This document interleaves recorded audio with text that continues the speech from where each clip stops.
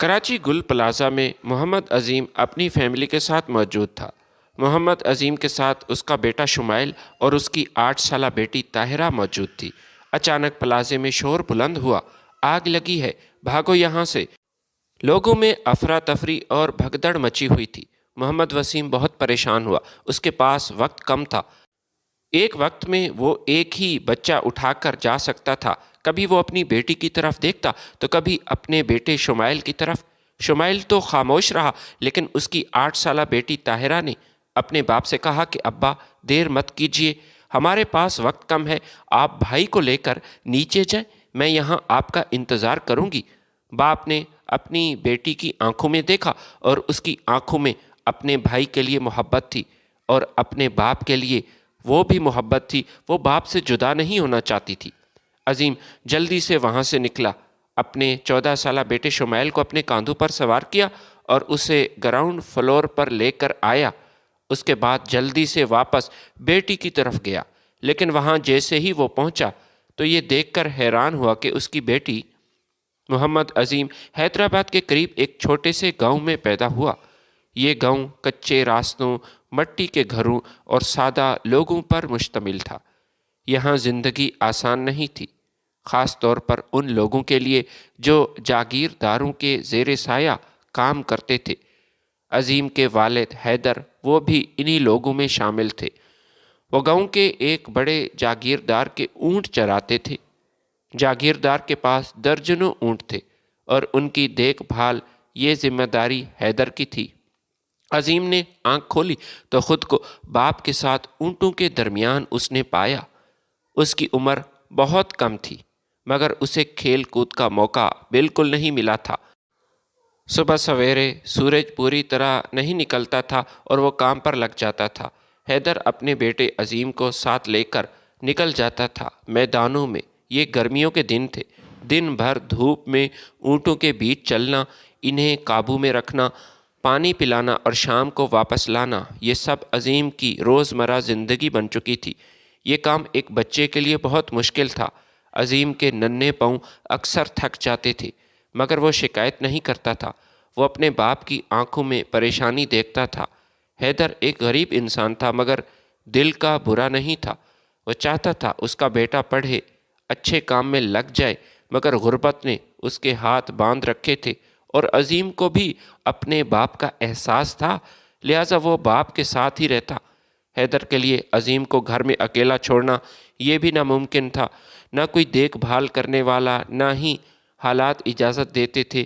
اونٹ بہت زیادہ تھے اور حیدر اکیلا انہیں نہیں سنبھال سکتا تھا، اس لیے عظیم کو ساتھ لانا اس کی مجبوری بھی تھی۔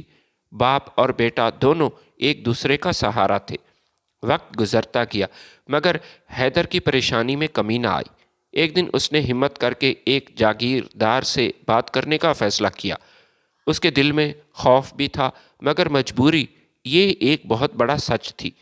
اس نے جاگیردار سے کہا کہ وہ اتنے زیادہ اونٹ اکیلا نہیں سنبھال سکتا اور اس کے ساتھ اس کا بیٹا وہ بہت چھوٹا ہے۔ اس نے درخواست کی کہ اس سے 20 اونٹ ہی دیے جائیں، اس سے زیادہ وہ نہیں سنبھال سکتا۔ جاگیردار نے کچھ سوچا، پھر کہا ٹھیک ہے، اگر اونٹ کم ہوں گے تو تنخواہ بھی کم ہو جائے گی۔ اس نے صاف لفظوں میں کہا کہ 20,000 کی بجائے 15,000 دیے جائیں گے۔ حیدر نے ایک لمحہ بھی ضائع نہ کیا۔ اس نے سر جھکا کر کہا کہ وہ اس پر راضی ہے۔ اس کے لیے پیسے کم ہونا اتنی زیادہ تکلیف نہیں تھی، لیکن بیٹے کا بوجھ اٹھانا یہ بات تکلیف دہ تھی۔ اس دن کے بعد اونٹ کم ہو گئے تھے، مگر فکر ختم نہ ہوئی۔ حیدر اب بھی چاہتا تھا کہ عظیم اس مشقت بھری زندگی سے نکلے۔ وہ اکثر سوچتا تھا کہ اس کا بیٹا ساری عمر اونٹوں کے پیچھے نہ بھاگے۔ وہ چاہتا تھا کہ عظیم کوئی آسان اور باعزت کام کرے جس میں مشکل نہ ہو۔ ایک دن حیدر کے ہمسائے نے اسے مشورہ دیا کہ اس کا بیٹا کراچی میں ایک کپڑے بنانے والی مل میں کام کرتا ہے۔ اس نے کہا کہ اگر حیدر چاہے تو وہ عظیم کے لیے بھی بات کر سکتا ہے۔ یہ سن کر حیدر کے دل میں امید کی ایک کرن جاگی۔ اس نے پہلی بار محسوس کیا کہ شاید اس کے بیٹے کی زندگی بدل سکتی ہے۔ عظیم 2 مہینے تک گھر میں بیٹھا رہا۔ یہ وقت اس کے لیے عجیب تھا۔ وہ تو کام کا عادی تھا، مگر بے روزگاری نے اسے سوچنے کا موقع دیا۔ وہ اپنے باپ کو محنت کرتا ہوا دیکھ چکا تھا اور دل ہی دل میں عہد کر چکا تھا کہ اگر موقع ملا تو وہ پیچھے بالکل نہیں ہٹے گا۔ آخر کار وہ دن آ گیا جب عظیم کو کپڑے بنانے والی ایک مل میں کام مل گیا۔ اس دن حیدر کی آنکھوں میں آنسو تھے، مگر یہ آنسو خوشی کے تھے۔ اسے لگ رہا تھا کہ اس کا بیٹا اب ایک نئی زندگی کی طرف قدم رکھ رہا ہے۔ یہیں سے محمد عظیم کی جد و جہد کا ایک نیا دور شروع ہوا تھا، ایک ایسا دور جو اسے بلندیوں تک بھی لے گیا اور آزمائش میں بھی ڈالنے والا تھا۔ کپڑے بنانے والی مل محمد عظیم کے لیے ایک نئی دنیا تھی۔ گاؤں کی خاموش فضا کے مقابلے میں یہاں ہر وقت مشینوں کی آوازیں گونجتی رہتی تھیں۔ شروع میں عظیم کو یہ شور عجیب سا لگتا تھا اور اس کا دل چاہتا کہ وہ واپس گاؤں چلا جائے، مگر وہ جانتا تھا یہی آوازیں اس کے مستقبل کی بنیاد بن سکتی ہیں۔ اسے ایک عام مزدور کے طور پر رکھا گیا تھا، جہاں اس کا کام کپڑے کاٹنے اور مشینوں کے قریب رہ کر سامان اٹھانا تھا۔ تنخواہ اس کی ماہانہ 30,000 روپے تھی، جو عظیم کے لیے بہت بڑی رقم تھی۔ یہ تو اس کے باپ کی بھی ڈبل تھی۔ اس نے پہلی تنخواہ باپ کے ہاتھ پر رکھی تو حیدر کی آنکھوں میں خوشی اور فخر ایک ساتھ نظر آیا۔ حیدر نے کبھی نہیں سوچا تھا کہ اس کا بیٹا اتنی جلدی اس مقام تک پہنچ جائے گا۔ اس دن حیدر نے شکر ادا کیا اور دل میں یہ دعا کی کہ اس کا بیٹا ہمیشہ محنت کے راستے پر قائم رہے۔ عظیم کام میں کبھی جی نہیں چراتا تھا، یہ شروع سے اس کی عادت تھی۔ وہ وقت پر فیکٹری پہنچتا، مشینوں کو غور سے دیکھتا اور جو کام اسے ملتا وہ پوری توجہ کے ساتھ کرتا تھا۔ وہ جانتا تھا محنت کے بغیر کوئی راستہ نہیں بنتا۔ اکثر دوسرے مزدور وقفے میں باتیں کرتے، گپ شپ لگاتے، مگر عظیم مشین کے پاس ہی کھڑا رہتا تاکہ سیکھ سکے۔ وہ کام سیکھنا چاہتا تھا۔ کچھ ہی عرصے میں اس کے سینئر اسے پہچاننے لگے۔ وہ دیکھتے تھے عظیم صرف کام نہیں کرتا بلکہ سیکھنے کی کوشش کرتا ہے۔ جب کسی مشین میں خرابی آتی تو عظیم خاموشی سے کھڑا دیکھتا کہ مستری کیسے یہ مسئلہ حل کرے گا۔ رفتہ رفتہ وہ خود بھی چھوٹے موٹے مسئلے حل کرنے لگا۔ وقت گزرتا گیا اور عظیم کی تنخواہ میں کافی اضافہ ہونے لگا۔ اس نے کبھی اپنے ماضی کو نہیں بھلایا تھا۔ وہ آج بھی ایک عاجز انسان تھا۔ وہ اکثر باپ سے ملنے کے لیے گاؤں جاتا تھا اور اس کے ہاتھوں میں پیسہ رکھ دیتا۔ حیدر کے لیے یہ سب ایک خواب جیسا تھا۔ وہ اپنے بیٹے کو دیکھ کر اللہ تعالیٰ کا شکر ادا کرتا کہ اس نے اس کی دعا سن لی اور اس کے بیٹے کو ایک اچھا روزگار دیا۔ فیکٹری میں ایک بات سب کو کھٹکتی تھی۔ رات کا چوکیدار غلام نبی اکثر عشاء کے وقت غائب ہو جاتا تھا۔ یہ اس فیکٹری کا چوکیدار تھا۔ کچھ ملازمین اس پر شک کرتے تھے۔ وہ کہتے تھے کہ چوکیدار اپنی ذمہ داری پوری نہیں کرتا۔ شروع میں کسی نے اس بات پر توجہ نہ دی، مگر پھر آہستہ آہستہ باتیں بڑھنے لگیں۔ ایک دن چند ملازمین نے انتظامیہ سے شکایت کی کہ یہ چوکیدار غلام نبی رات کے وقت فیکٹری چھوڑ کر کہاں چلا جاتا ہے اور ایک بچے کو یہاں بٹھا کر جاتا ہے۔ اس نے کہا تھا کہ وہ نماز کے لیے جاتا ہے، مگر کسی نے اسے مسجد میں نہ دیکھا، اور یہ بات فیکٹری میں بحث کا موضوع بن گئی۔ کچھ لوگ غلام نبی کے خلاف بولنے لگے اور اس پر الزام لگانے لگے۔ غلام نبی کا انہوں نے تعقب کیا۔ معلوم ہوا کہ وہ فیکٹری کے قریب ایک بیوہ عورت کے گھر جاتا ہے۔ یہ بات پھیل گئی اور لوگ اس پر کیچڑ اچھالنے لگے۔ کچھ نے کہا کہ یہ اپنی ذمہ داریوں سے بھاگ رہا ہے، ایک عیاش انسان ہے، شادی شدہ ہونے کے باوجود غیر عورتوں کے ساتھ تعلقات ہیں۔ آخر کار وہ دن آیا جب یہ معاملہ سب کے سامنے آیا۔ بیوہ عورت خاموش نہ رہ سکی۔ اس نے سب بتایا کہ غلام نبی کئی مہینوں سے اس کی مدد کر رہا ہے۔ وہ غریب ضرور ہے، اس کا کوئی کمانے والا نہیں، اور غلام نبی ہی تھا جو اس کے لیے راشن اور ضروریات لے کر آتا ہے۔ اس بیوہ عورت نے یہ بھی بتایا کہ اس کے ہمسائے، وہ تو کافی امیر ہیں، مالدار لوگ ہیں، لیکن کبھی انہیں اس بات کی توفیق نہ ہوئی کہ میرے حالات کے بارے میں جاننے، حالانکہ وہ جانتے ہیں، یہ جاننے کی کوشش کریں کہ میرا گھر میں کوئی کمانے والا نہیں، میرے چھوٹے چھوٹے بچے ہیں جو کہ ابھی کمانے کے لائق نہیں۔ میں ایک بار فیکٹری کے دروازے پر آئی تھی، میں بھیک مانگنے کے لیے وہاں آئی۔ غلام نبی چوکیدار نے مجھ سے پوچھا کہ تم کون ہو، کیا چاہتی ہو؟ میں نے غلام نبی کو بتایا کہ میں بیوہ ہوں، بچے گھر میں بھوکے ہیں، کھانے کے لیے کچھ بھی نہیں۔ اس نے جیب سے 2000 روپے نکالے اور کہا کہ آج کے بعد کسی سے بھیک مانگنے کی ضرورت نہیں۔ پھر اس نے مجھ سے میرے گھر کا ایڈریس پوچھا تو میں نے اسے بتا دیا۔ یہ ہر ہفتے راشن لے کر آتا ہے، کبھی بچوں کے لیے کھانے پینے کی چیزیں اور کپڑے بھی شامل ہوتے ہیں۔ جیسے جیسے بیوہ عورت غلام نبی کے بارے میں یہ سب بتا رہی تھی، وہاں پر مل میں کام کرنے والے ملازمین ان کے سر شرم سے جھکے ہوئے تھے، کیونکہ ان کی تنخواہ تو غلام نبی سے بہت زیادہ تھی، لیکن انہیں اس بات کی کبھی توفیق نہ ہوئی، حالانکہ سب اس بیوہ عورت کے بارے میں جانتے تھے۔ یہ کئی بار ایسا ہوا تھا کہ وہ فیکٹری کے مین گیٹ کے سامنے آئی تھی، اس نے تمام ملازمین کے سامنے ہاتھ جوڑے تھے، بھیک مانگی تھی، ان سے درخواست کی تھی کہ میں ایک مجبور عورت ہوں، میری مدد کرو، چاہے کم تھوڑی سی۔ لیکن سب نے اس سے یہی کہا کہ بی بی ہمیں معاف کر دو اور دوبارہ اس فیکٹری کے گیٹ پر مت آنا، ورنہ ہمیں آپ کے خلاف کوئی کارروائی کرنی پڑے گی۔ اگر فیکٹری کے مالک کو پتہ چلا تو وہ تمہیں چھوڑے گا نہیں، یہاں کسی بھکاری کو آنے کی اجازت نہیں۔ لیکن آج وہ سب شرمسار تھے جو ہر وقت چوکیدار کی شکایت کرتے تھے کہ ڈیوٹی کے وقت یہ کسی اور کو یہاں بٹھا کر خود کہیں چلا جاتا ہے۔ آج انہیں یہ حقیقت معلوم ہو چکی تھی کہ وہ اپنا وقت ضائع نہیں کرتا تھا، وہ ایک عیاش انسان نہیں تھا، بلکہ وہ تو ایک مجبور عورت کی مدد کر رہا تھا۔ یہ بات جب محمد عظیم تک پہنچی تو اس نے فیکٹری کے ملازمین کو جمع کیا۔ اس نے سب کے سامنے یہ بات کہی کہ غلام نبی کی تنخواہ ہم سب سے کم ہے، مگر اس کا دل وہ بڑا ہے۔ اس نے کہا کہ انسانیت صرف پیسے سے نہیں ناپی جاتی، بلکہ نیت سے ناپی جاتی ہے۔ یہ بات سن کر سب کے سر شرمندگی سے جھک گئے۔ اسی دوران عظیم کی محنت رنگ لائی، اس نے تھوڑے ہی عرصے میں کافی ترقی کر لی اور فور مین بن گیا۔ مختصر عرصے میں یہ بڑی پروموشن تھی۔ اس کی تنخواہ اب لاکھوں میں تھی، مگر اس کا مزاج اب بھی نہیں بدلا تھا۔ وہ اب بھی سب سے پہلے آتا تھا اور سب سے آخر میں وہ گھر جاتا تھا۔ عظیم کو اب یقین ہو چکا تھا کہ محنت کبھی ضائع نہیں جاتی، مگر اسے یہ اندازہ نہیں تھا کہ آنے والے دن اس کے لیے نئی آزمائشیں لے کر کھڑے ہو جائیں گے۔ فورمین بننے کے بعد محمد عظیم کی ذمہ داریاں پہلے سے بہت بڑھ گئی تھیں۔ اب وہ صرف ایک مزدور نہیں رہا تھا، بلکہ کئی لوگوں کا اب وہ نگران تھا۔ اس کے ماتحت درجنوں لوگ تھے، درجنوں کارکن وہ کام کرتے تھے۔ عظیم جانتا تھا اختیار ملنے کے بعد انسان کا اصل امتحان شروع ہوتا ہے۔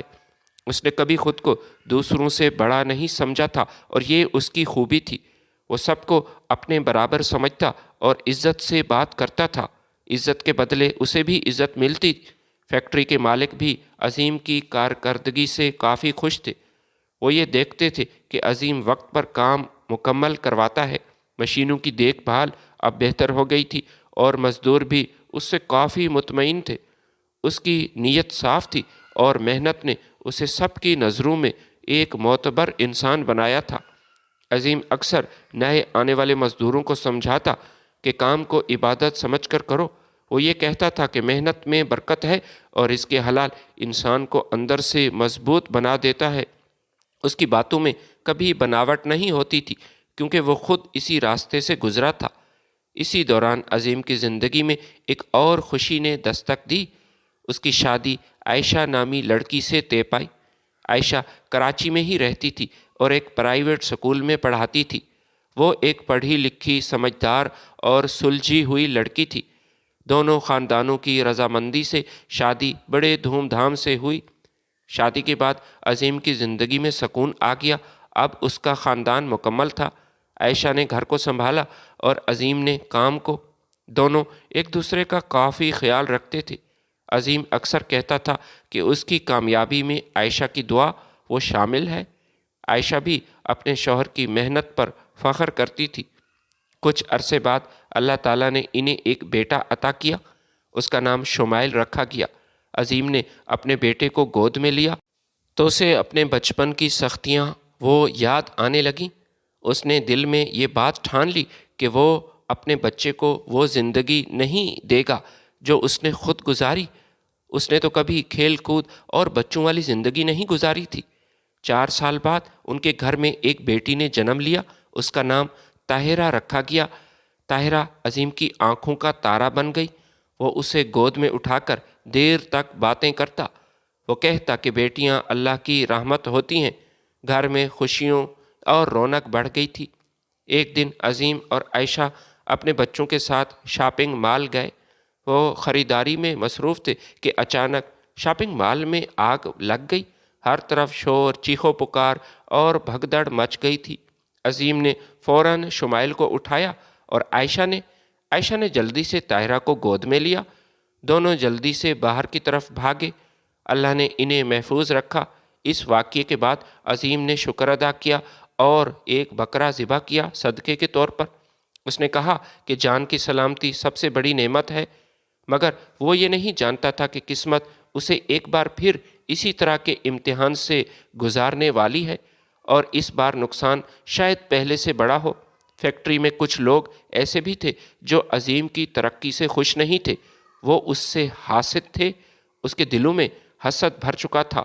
وہ یہ بات برداشت نہیں کر پا رہے تھے کہ ایک غریب چرواہے کا بیٹا جو حیدرآباد میں اونٹ چراتا تھا اپنے باپ کے ساتھ، ان سے کیسے آگے نکل گیا۔ آہستہ آہستہ ان لوگوں نے عظیم کے خلاف باتیں بنانا شروع کی۔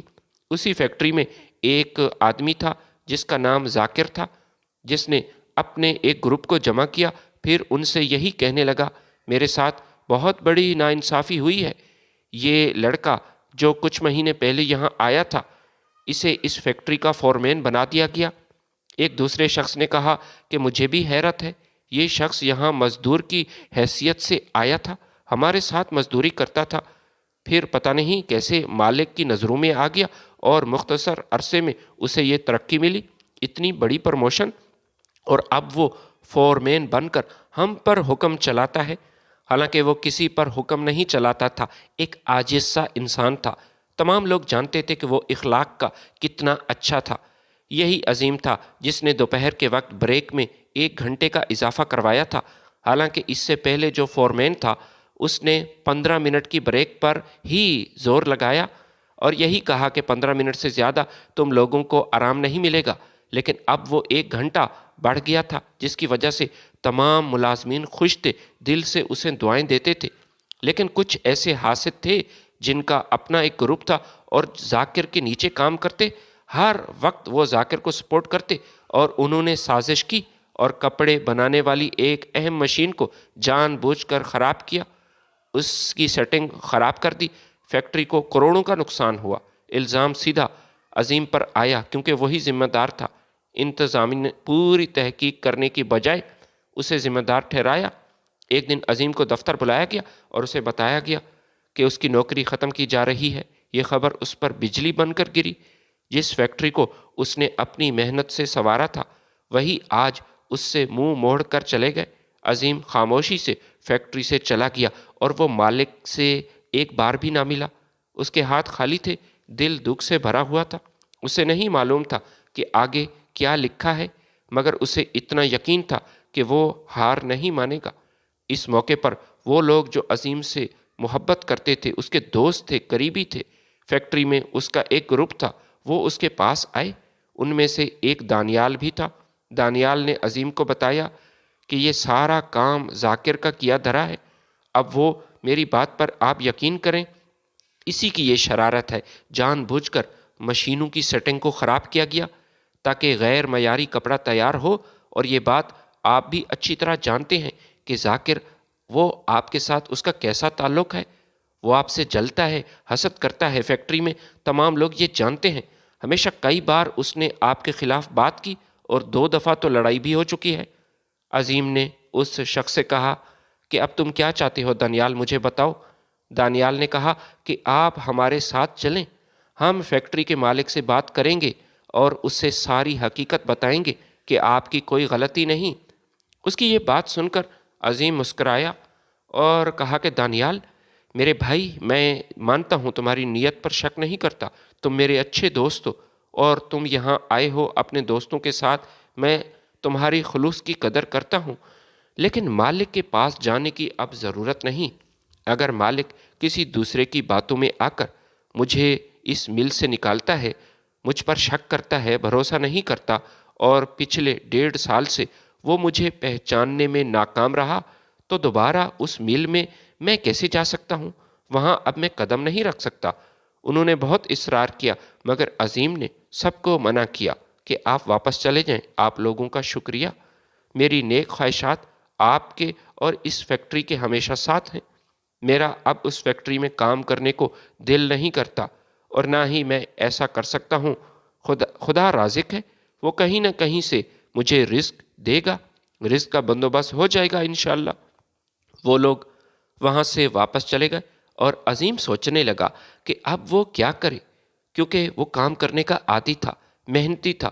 باقی فیکٹریوں میں بھی اس نے اپلائی کیا، لیکن کہیں سے کوئی خاطر خواہ جواب نہ آیا، کیونکہ وہ اب مشہور ہو چکا تھا۔ عائشہ کا چہرہ اس کے سامنے آ جاتا، وہ اس حقیقت سے واقف تھی۔ عائشہ اس کی جاب کے جانے پر کافی پریشان تھی، اور وہ بار بار عظیم سے یہی کہتی تھی کہ اب آپ کیا کریں گے، اب کون سا کام کریں گے، اس گھر کا کیا ہوگا؟ ایسے سوالات بار بار عظیم سے کرتی۔ عظیم پریشان ہوتا، لیکن اس نے شو نہ کیا۔ عظیم کے پاس اپنی بیوی کو جواب دینے کے لیے کوئی ایسا جواب بھی نہیں تھا۔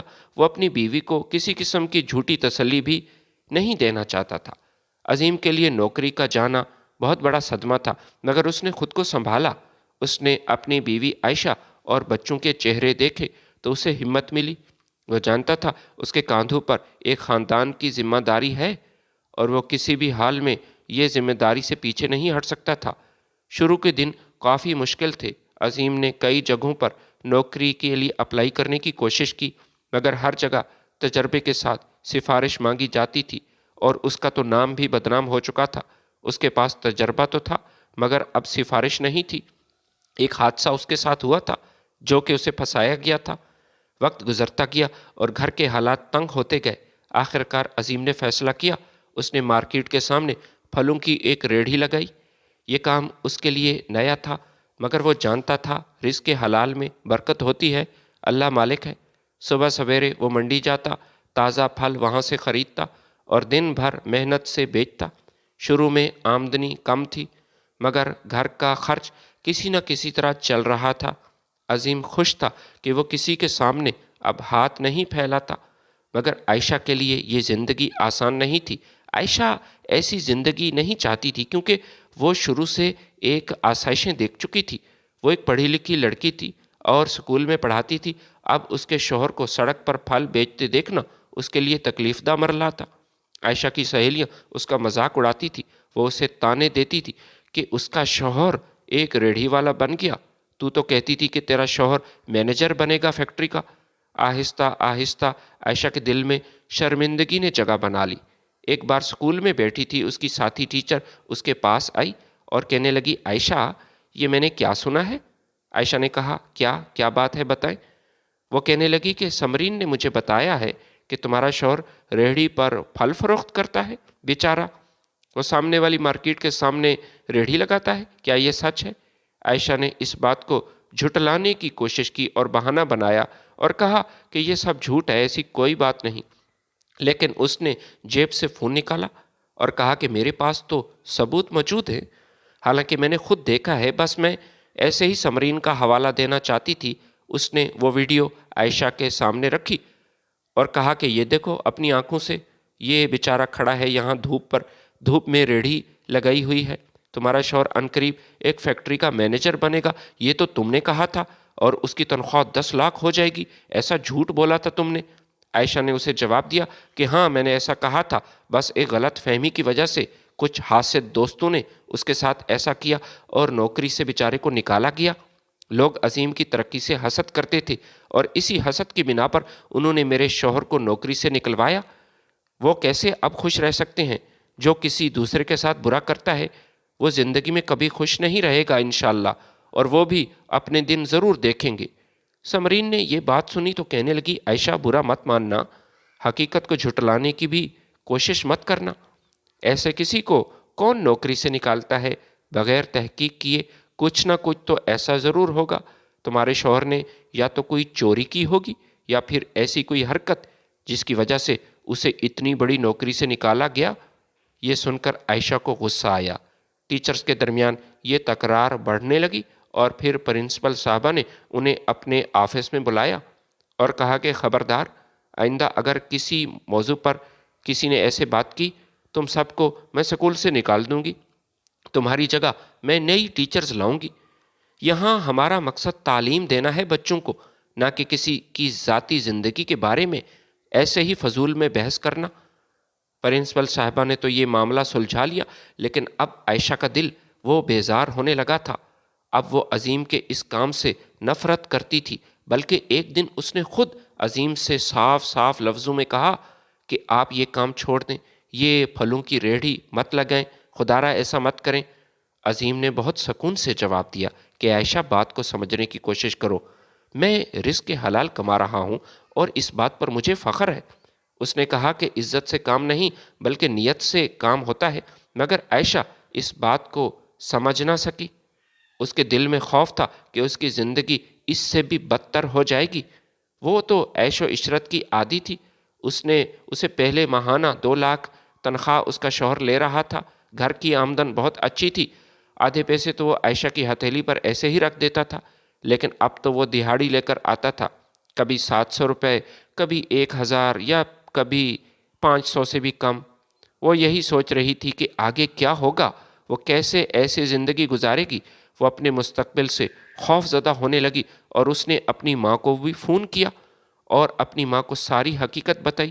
اس کی ماں نے بجائے سمجھانے کے عائشہ سے کہا کہ بیٹی، عقل کے ناخن لو، وہ پچھلے کئی مہینوں سے ایسے ہی گھر میں بیٹھا ہے، اتنی اچھی نوکری تھی اس کے ہاتھ سے اب چلی گئی، اب کسی فیکٹری میں اسے کام وہ بھی نہیں مل رہا اور نہ ہی ملے گا، کیونکہ وہ تو بدنام ہو چکا ہے۔ یہ بڑے کاروباری لوگ ایک دوسرے سے رابطے میں ہوتے ہیں، اور تیرے شوہر کے بارے میں اب تو یہ بات مشہور ہو چکی ہے کہ اس نے کتنا بڑا نقصان کیا۔ اب اس کا مستقبل مجھے کوئی اچھا معلوم نہیں ہوتا، اور تم وہاں خام خواہ پریشان رہو گی۔ اس نے تو فیکٹری میں مشینوں کا بیڑا غرق کر دیا تھا، 5 کروڑ کا نقصان ہوا ہے اس کے مالک کا، اب اسے کون نوکری دے گا مجھے بتاؤ۔ عائشہ نے اپنی ماں کی بات غور سے سنی اور پھر وہ اپنے بچوں کی طرف دیکھتی اور دوسری طرف یہ بھی سوچتی تھی کہ اگر وہ یہ گھر چھوڑ کر چلی گئی اور عظیم نے بچوں کو اس سے جدا کیا تب کیا ہوگا۔ لیکن فی الحال اسے اپنی پڑی ہوئی تھی، وہ اپنے بارے میں زیادہ سوچ رہی تھی اور بچوں کے بارے میں اتنا زیادہ نہیں سوچ رہی تھی۔ کچھ عرصہ بعد عائشہ نے گھر چھوڑ دیا، وہ اپنی ماں کے پاس چلی گئی، اور جب وہ وہاں پہنچی تو عائشہ کی ماں نے اس سے کہا کہ بچوں کے بارے میں اتنا زیادہ مت سوچو، تم بھی جوان ہو، ابھی خوبصورت ہو، میں نے تمہارے لیے تمہاری شادی کے لیے سوچا ہے، اس عظیم کے ساتھ یہ شادی ہم نے اس لیے کی تھی کہ تم سکھی رہو۔ وہاں تمہاری تنگی دیکھ کر میرا دم گھٹتا ہے، تم وہاں کیسے رہ سکتی ہو، اب تو وہ ایک سبزی فروش بن چکا ہے۔ عظیم نے جاتے وقت اسے بہت سمجھایا تھا، مگر وہ اپنے فیصلے سے ہٹ نہ سکی۔ 2 دن بعد طلاق کے کاغذات عظیم کے گھر پہنچ چکے تھے، ساتھ ایک خط بھی تھا جس پر عائشہ نے لکھا تھا کہ وہ اب اس زندگی کو مزید برداشت نہیں کر سکتی۔ پچھلے 4 مہینے سے تو دہاڑی لے کر آ جاتا ہے، ایسے گزارا ممکن نہیں۔ عظیم نے خط پڑھا تو اس کے ہاتھ کانپ گئے۔ اس نے کبھی سوچا نہیں تھا کہ زندگی اسے اس موڑ پر لا کر کھڑا کرے گی۔ اس نے بچوں کے چہرے دیکھے تو اس کا دل ٹوٹ گیا۔ شمیل اور طاہرہ اپنی ماں کو یاد کرتے تھے اور یاد کر کے روتے تھے اور باپ سے ضد کرتے تھے کہ انہیں اپنی ماں کے پاس لے جایا جائے۔ عظیم بچوں کو سمجھاتا تھا کہ بیٹو، میری بچی، تمہاری ماں تمہیں چھوڑ کر چلی گئی ہے، مگر بچے معصوم ہوتے ہیں، وہ کچھ نہیں سمجھتے تھے۔ آخر کار ایک دن عظیم بچوں کو لے کر عائشہ کے گھر گیا، مجبوراً جانا پڑا۔ عائشہ کے دروازے پر اس کی ماں کھڑی تھی۔ عظیم نے ادب سے کہا کہ بچے اپنی ماں سے ملنا چاہتے ہیں، مگر عائشہ کی ماں کو غصہ آ گیا، وہ طیش میں آ گئی۔ اس نے سخت لہجے میں کہا کہ بچوں کو یہاں سے لے جاؤ اور خود بھی دفع ہو جاؤ۔ عائشہ اندر موجود تھی، اس کا دل بچوں کے لیے بے چین تھا، مگر وہ اپنی ماں کے سامنے خاموش رہی، ماں کے خوف کی وجہ سے۔ عائشہ کی ماں نے اسے سمجھایا کہ وہ اب نئی زندگی شروع کرے گی اور بچوں کو بھولنا یہ بہتر ہے۔ اس نے کہا کہ بچوں کا بھی یہی فائدہ ہے کہ وہ اپنی ماں سے مانوس نہ ہوں اور اپنے باپ کے عادی ہو جائیں۔ یہ باتیں عائشہ کے دل پر بوجھ بن گئیں، مگر اس نے ماں کی بات مان لی۔ عظیم خاموشی سے بچوں کو لے کر واپس گھر آ گیا۔ اس کے پاس صرف آنسو تھے، مگر کوئی شکوہ نہیں تھا۔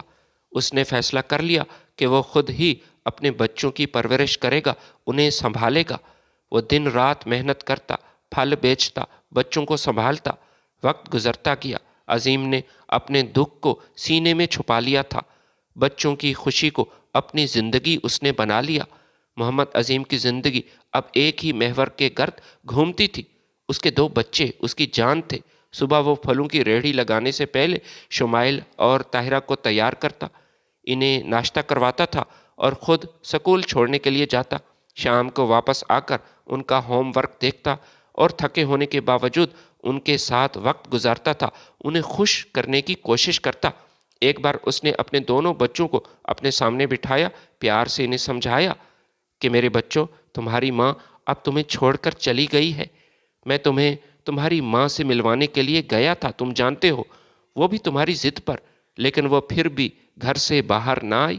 اور تمہاری نانی نے کس طرح مجھے دھکے دے کر وہاں سے نکالا، تم جانتے ہو۔ تم لوگ دیکھ رہے تھے نا؟ کیا اب بھی تم اپنی ماں سے ملنا چاہو گے اور یہ ضد کرو گے؟ بچے اب بات سمجھ چکے تھے۔ انہوں نے رو کر اپنے باپ سے کہا کہ ابا، آپ ہمارے باپ ہیں اور آپ ہی ہماری ماں۔ ہم اب ایسی خواہش کا اظہار کبھی نہیں کریں گے۔ ہم اپنی ماں سے ملنے کے لیے نہیں کہیں گے، آپ کو تنگ نہیں کریں گے۔ یہ کہتے ہوئے وہ اپنے بچوں کے گلے لگ کر رونے لگا۔ اس کی چھوٹی بیٹی طاہرہ وہ رو رہی تھی، جو کہ حساس طبیعت کی ایک لڑکی تھی۔ شمائل باپ کے بہت قریب تھا۔ وہ چھوٹا ضرور تھا، مگر حالات کو سمجھنے لگا تھا۔ وہ کبھی ضد نہیں کرتا تھا، بس اکثر خاموشی سے باپ کے چہرے کو دیکھتا تھا۔ طاہرہ اس کے برعکس تھی۔ وہ بہت حساس طبیعت کی تھی۔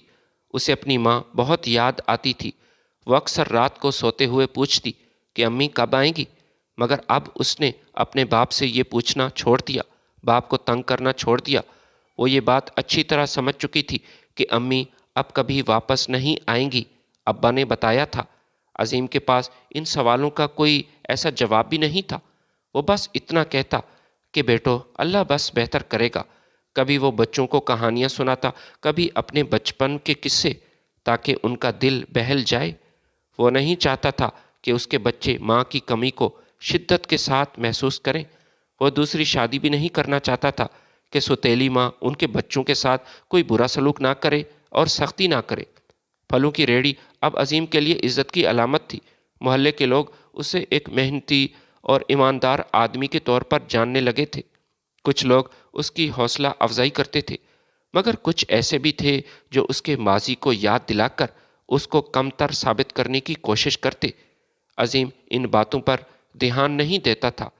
اس کا سارا دھیان بچوں کی پرورش پر تھا۔ وہ چاہتا تھا شمائل پڑھ لکھ کر ایک اچھا انسان بن جائے اور طاہرہ تعلیم کے ساتھ ایک با اخلاق لڑکی بنے۔ اس نے اپنے محدود وسائل میں بھی بچوں کو کبھی کمی محسوس نہ ہونے دی۔ ان کا بہت خیال رکھا۔ ان کے لیے کپڑے، جوتے، کوئی کمی نہیں تھی۔ وقت تیزی سے گزر رہا تھا۔ طاہرہ آہستہ آہستہ بڑی ہو رہی تھی۔ اس کی سمجھ بوجھ بڑھ رہی تھی۔ وہ اپنے باپ کی تکلیف کو محسوس کرنے لگی تھی۔ جب کبھی عظیم تھکا ہارا آتا تو طاہرہ اس کے پاؤں دباتی اور یہی کہتی کہ ابا جان، آپ آرام کر لیں، میں آپ کے لیے پانی لے کر آتی ہوں۔ یہ لمحے عظیم کے لیے دنیا کی سب سے بڑی دولت تھے۔ وہ اکثر سوچتا تھا کہ اگر اس کے بچے اس کے ساتھ ہیں تو وہ کچھ بھی برداشت کر سکتا ہے۔ اس کے دل میں کبھی کبھی عائشہ کے لیے شکوہ ضرور آتا کہ ایک موقع پر چھوڑ کر چلی گئی جبکہ عائشہ کو اس کی ضرورت تھی۔ وہ عائشہ کا ساتھ چاہتا تھا، لیکن وہ چھوڑ کر چلی گئی، مگر وہ فوراً اسے دل سے نکالتا۔ ایک دن طاہرہ نے سکول آ کر بتایا کہ اس کی سالگرہ ہے۔ اس نے معصومیت سے کہا کہ وہ اپنے لیے نئے کپڑے اور جوتے چاہتی ہے۔ عظیم نے مسکرا کر وعدہ کیا کہ بیٹی، اس کی سالگرہ، آپ کی سالگرہ ہم ضرور منائیں گے اور بڑی اچھے انداز سے۔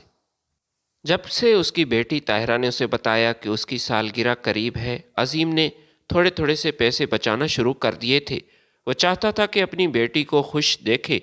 उसने दिल में ये तय कर लिया कि वो बच्चों को एक दिन शॉपिंग पर ले जाएगा और उनकी पसंदीदा चीज़ें दिलाएगा ज़रूर। अजीम को ये मालूम नहीं था कि वो जिस खुशी की तैयारी कर रहा है वही खुशी उसकी ज़िंदगी का सबसे बड़ा दुख बनने वाली है। मगर एक बाप कहाँ जानता था कि आने वाला दिन उसके लिए क्या लेकर आएगा। वक्त किसी का इंतज़ार नहीं करता। मोहम्मद अजीम की ज़िंदगी भी आहिस्ता आहिस्ता आगे बढ़ रही थी, मगर उसकी रफ्तार बहुत सुस्त थी। दिन रात मेहनत, फलों की रेहड़ी, बच्चों की जिम्मेदारियां और दिल के अंदर दबा हुआ दुख, ये सब उसकी ज़िंदगी का हिस्सा बन चुका था। उसने ये सीख लिया था कि दर्द को मुस्कुराकर कैसे बर्दाश्त किया जाता है। ताहिरा अब 8 साल की हो चुकी थी। वो अब समझदार थी, बाप के हालात को अच्छी तरह जानती थी, मगर फिर भी दिल एक बच्चे का था। उसे रंग बिरंगे कपड़े, नए जूते, गुड़िया बहुत पसंद थी। जब भी वो किसी दुकान के सामने से गुजरती, उसकी नज़रें वहीं पर रुक जाती थीं। मगर वो कभी जिद नहीं करती थी, वो सिर्फ अपने बाप की तरफ देखती थी। वो जानती थी उसका बाप बहुत मेहनती है और उसके पास ज़्यादा पैसे भी नहीं। एक दिन ताहिरा ने हिम्मत करके अपने बाप से कहा, अब्बा, मेरी सालगिरह करीब है, क्या हम बाज़ार जा सकते हैं? ये अल्फाज सुनकर अजीम मुस्कराया, उसका दिल भी भर आया। उसने बेटी के सर पर हाथ रखा और कहा, हाँ हाँ मेरी बेटी, हम ज़रूर जाएंगे, मैंने तुम्हें बताया था, क्यों नहीं जाएंगे। उस दिन के बाद अजीम ने और ज़्यादा एहतियात से पैसे बचाने शुरू कर दिए थे।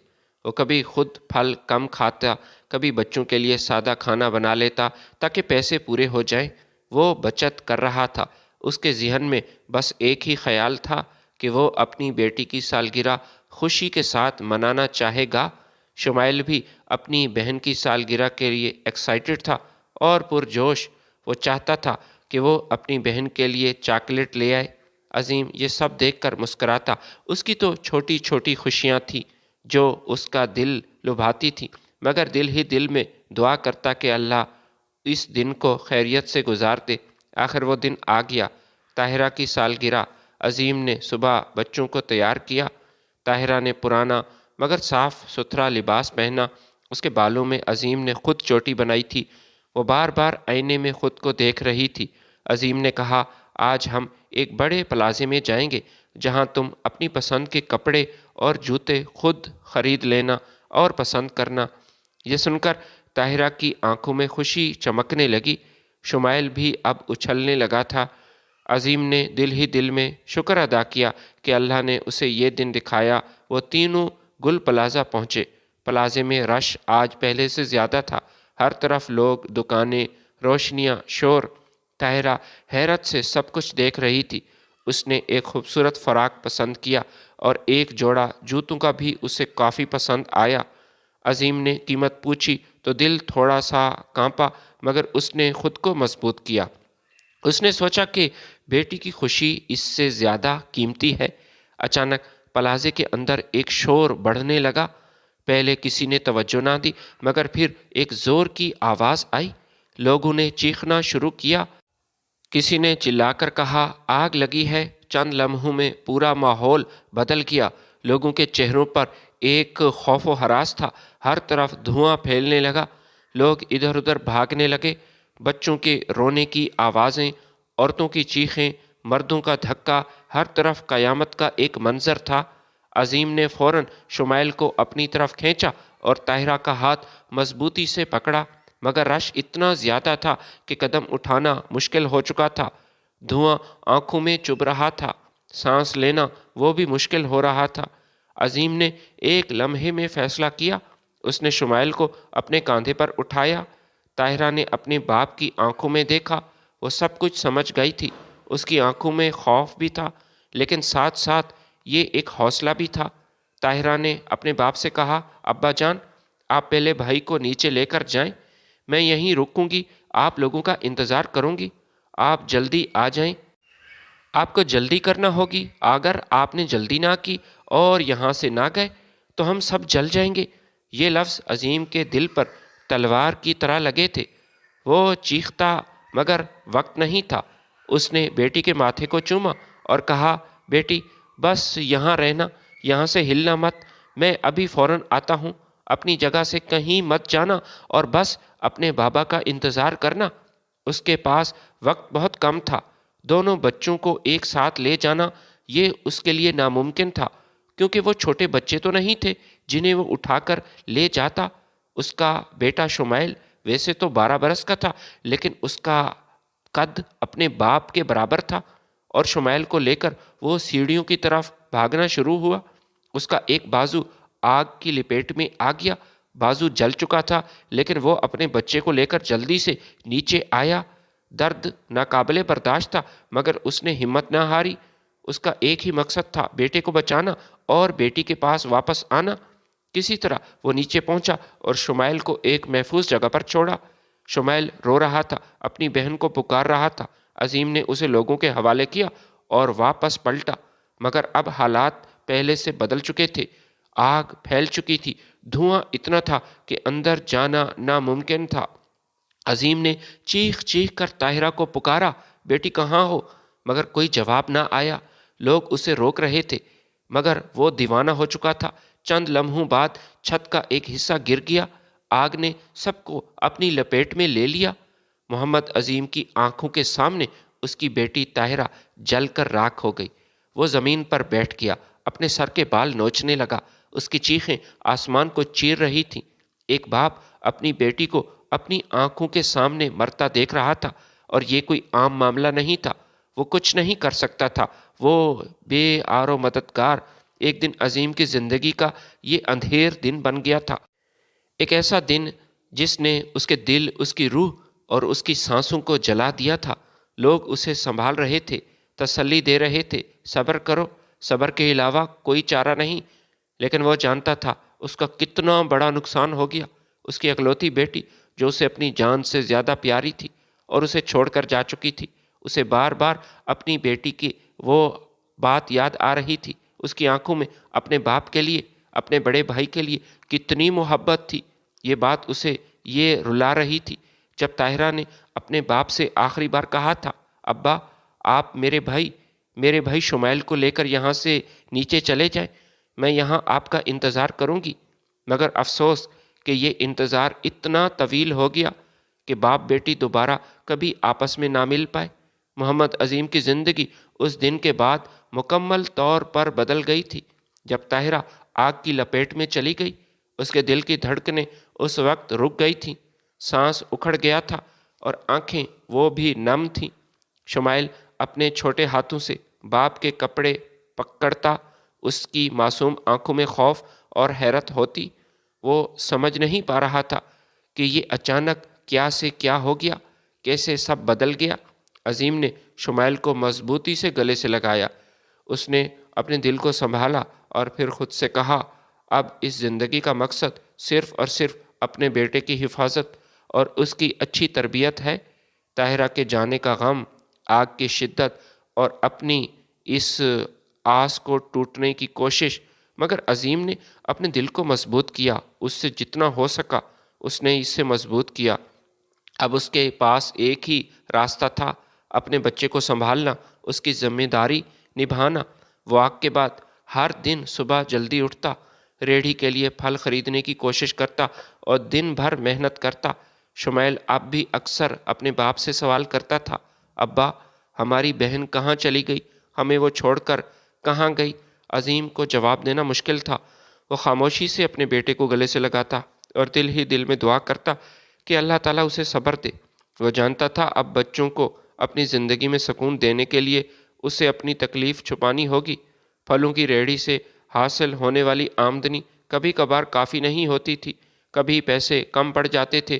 وہ دن رات محنت کرتا، کوشش کرتا، کبھی شام کو واپس آ کر بیٹے کو کھانا دیتا، کبھی رات کو گزرنے والے لوگوں کے لیے بھی وہ کچھ نہ کچھ لاتا تھا، اور اپنے محلے کے باقی بچوں کا بھی وہ کافی خیال رکھتا۔ ایک بچی تھی، اس کی بیٹی کی ہم شکل، اسے وہ بہت پیار کرتا۔ لوگ اسے محنتی اور ایماندار سمجھنے لگے، کچھ محلے والے اس کی تعریف کرتے، مگر کچھ لوگ اب بھی اس کی اس حالت کا مذاق اڑاتے تھے۔ عظیم نے کبھی اپنی ناکامی پر شکوہ نہ کیا، وہ جانتا تھا اللہ تعالیٰ نے اسے اس آزمائش میں ڈال دیا تاکہ وہ مضبوط بنے۔ وہ بچوں کی خوشی کو اپنی ہی خوشی سمجھتا تھا۔ شمائل کے لیے وہ ہر دن ایک نئی امید بن کر آتا اور طاہرہ کی یاد میں ہر دن آنسو چھپاتا تھا۔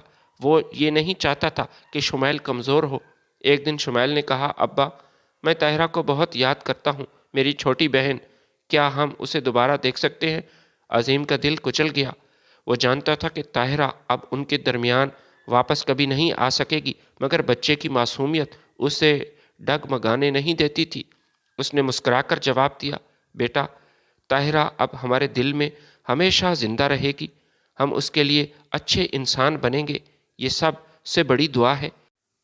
عائشہ کو جب اس حادثے کے بارے میں پتہ چلا کہ اس کی بیٹی جل گئی تو وہ ننگے پیر عظیم کے گھر کی طرف بھاگی۔ اسے ہوش نہیں تھا، اس کے بال بکھرے ہوئے تھے۔ اس کی ماں نے اسے منع کیا کہ پاگل مت بنو، کہاں جا رہی ہو؟ وہاں مت جاؤ، جو ہونا تھا وہ ہو چکا، تیری بیٹی واپس نہیں آ سکتی، تمہاری بیٹی اب کبھی نہیں ملے گی۔ لیکن اس نے اپنی ماں کو کھری کھری سنائی کہ ماں، آپ کی وجہ سے میں تو برباد ہو گئی، آپ کے ہر غلط مشورے پر میں نے عمل کیا اور اپنی زندگی میں نے تباہ کی۔ وہ ایسا گیا گزرا نہیں تھا، میرا شوہر اچھا تھا۔ آپ کیسی ماں ہے جو اپنی بیٹی کے گھر ٹوٹنے پر خوش تھی؟ عائشہ کی ماں خاموش رہی اور وہ بھاگتی ہوئی عظیم کے گھر پہنچی تو اس نے دیکھا کہ عظیم چارپائی پر لیٹا ہوا تھا۔ اس کے سر کے بال اور بازو جلے ہوئے تھے اور شمائل اس کے ساتھ بیٹھا تھا۔ اس نے شمائل کو دیکھا، شمائل کی طرف بڑھی، میرے بچے، اسے پیار کرنے لگی تو شمائل اپنی ماں سے دور بھاگنے لگا۔ وہ رونے لگی، شمائل کیا ہوا؟ میں تمہاری ماں ہوں۔ جس پر شمائل نے کہا، نہیں، آپ میری ماں نہیں ہیں، آپ میری ماں نہیں ہو سکتی۔ اگر آپ ہماری ماں ہوتی تو ہمیں چھوڑ کر اس گھر کو چھوڑ کر نہ جاتی۔ اب تو میری بہن بھی مجھے چھوڑ کر چلی گئی، میرے لیے سب کچھ یہ میرا باپ ہے، یہ میرا باپ جو یہاں زخمی پڑا ہے۔ عائشہ رو رہی تھی، لیکن عظیم نے عائشہ سے کہا کہ یہاں کیوں آئی ہو؟ اب رونے سے کیا حاصل ہوگا؟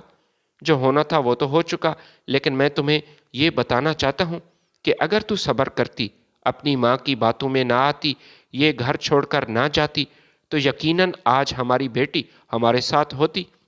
تمہیں وہ دن یاد ہوگا جب ایک دن شاپنگ مال میں آگ لگی تھی، ہم دونوں کتنے پریشان ہوئے تھے۔ میں نے اپنے بیٹے کو سنبھالا اور تو نے ہماری بیٹی طاہرہ کو سنبھال لیا تھا۔ ہم جلدی سے اس شاپنگ مال سے باہر نکلے تھے، لیکن اس دن میرا ساتھ دینے والا کوئی نہیں تھا، ہر کسی کو اپنی پڑی تھی۔ میں شمائل کو لے کر نیچے آیا، مگر افسوس کہ میری بیٹی کو سنبھالنے والا کوئی نہیں تھا۔ میں واپس بھاگا، لیکن افسوس کہ میری بیٹی خطرناک آگ کی زد میں آ چکی تھی۔ اب یہاں سے چلی جاؤ، یہاں کیوں آئی ہو؟ شمائل اب تم سے نفرت کرتا ہے، وہ اب تمہارے قریب نہیں آئے گا، چاہے میں بھی اس سے کہوں، لیکن وہ تمہارا بیٹا نہیں بن سکتا۔ عائشہ وہاں سے روتی ہوئی واپس چلی گئی۔ وہ یہ بات اچھی طرح جانتی تھی کہ یہ سب اس کی وجہ سے ہوا، اس کی خود غرضی سے۔ اس نے اپنی ماں کی باتوں میں آ کر اپنا گھر برباد کیا۔ عظیم نے دل ہی دل میں یہ فیصلہ کر لیا تھا کہ وہ شمائل کو ہر ممکن تعلیم دے گا اور اس کی آسائشوں کا خیال رکھے گا، طاہرہ کی یاد کو اپنے سینے سے لگائے گا۔ وہ چاہتا تھا کہ شمائل مضبوط با اخلاق انسان بنے اور اس کی بہن کی یاد میں کبھی بھی اپنی والدہ کے فیصلے یا دنیا کی مشکلات پر وہ غصہ نہ کرے۔ رات کو جب سب سو جاتے تھے، عظیم اکیلا بیٹھ جاتا تھا۔ کبھی کبھی وہ آگ کے اس دن کو، اس منظر کو یاد کرتا تھا، شمائل اور طاہرہ کی چیخیں، دھواں اور اپنا وہ بے بس ہونا۔ لیکن یہ سب تقدیر کا لکھا، یہ سب اس کے دل پر ایک مستقل نشان چھوڑ گیا تھا۔ وہ جانتا تھا، وہ اچھی طرح جانتا تھا کہ زندگی رک نہیں سکتی، اسے آگ کے بعد بھی اپنے بیٹے کی پرورش کرنی ہے، اس کے لیے محنت ضروری ہے۔ باقی رہی عائشہ، تو عظیم کے گھر سے جانے کے بعد عائشہ واپس اپنی ماں کے گھر نہ گئی۔ کسی کو معلوم نہیں تھا کہ عائشہ آخر کہاں چلی گئی۔ پچھلے 3 دن گزر چکے تھے، لیکن وہ واپس گھر نہیں گئی تھی۔ کوئی نہیں جانتا تھا کہ عائشہ کہاں گئی۔ کوئی کہتا تھا کہ یہ سمندر کی طرف جا رہی تھی، کوئی کہہ رہا تھا کہ وہ وہاں جا رہی تھی۔